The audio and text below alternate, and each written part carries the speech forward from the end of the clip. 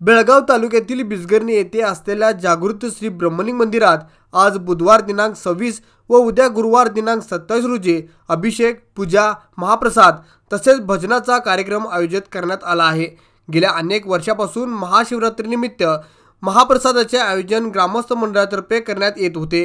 यावर्षी देखील बुधवार दिनांक 26 रोजी अभिषेक व महापूजा असून व उद्या गुरुवार दिनांक 27 रोजी दुपारी 1 ते 4 वाजेपर्यंत सर्व भाविकांसाठी महाप्रसादाचे आयोजन करण्यात आले आहे। त्याचबरोबर सायंकाळी भजनाचा कार्यक्रम देखील होणार आहे। तरी विविध कार्यक्रमाचा आणि महाप्रसादाचा भाविकांनी लाभ घ्यावा असे आवाहन ग्रामस्थ मंडळातर्फे करण्यात आले आहे।